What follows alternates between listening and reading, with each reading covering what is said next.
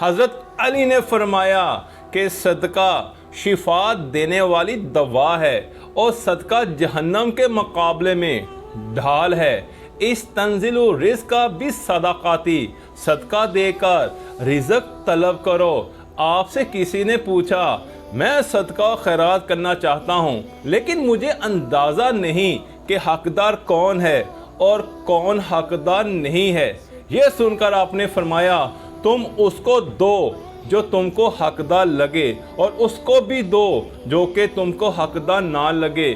اس سے اللہ تعالیٰ تمہیں وہ عطا فرمائے گا جس کا تو حقدار ہے اور وہ بھی عطا فرمائے گا جس کا تو حقدار نہ ہے۔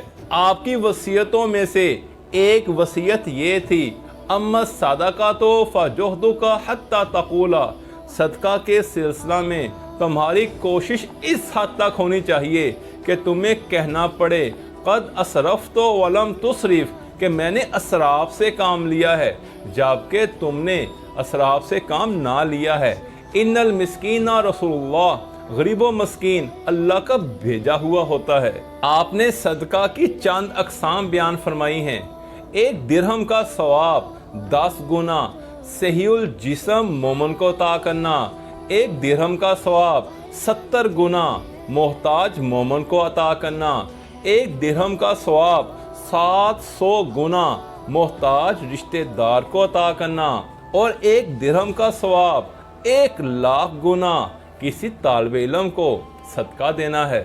رسول خدا نے فرمایا جس کے پاس 5 درہم یا کھجوریں ہوں تو اس کا مصرف یہ ہے کہ افضلھا علی والدہ، سب سے افضل والد کو عطا کرنا ہے، ثم ثانیۃ علی نفسہ وعیالہ، دوسرے نمبر پر اپنی ذات پر اور اپنے اہل و عیال پر خرچ کرنا ہے، ثم ثالث علی قرابتہ الفقراء، تیسرے نمبر پر اپنے فقیر قرابت داروں پر خرچ کرنا ہے، ثم رابع علی جیرانہم الفقراء، چوتھے نمبر پر اپنے فقیر ہمسایوں پر خرچ کرنا ہے، ثم خامس فی سبیل اللہ، پانچویں نمبر پر اللہ کی راہ میں خرچ کرنا ہے۔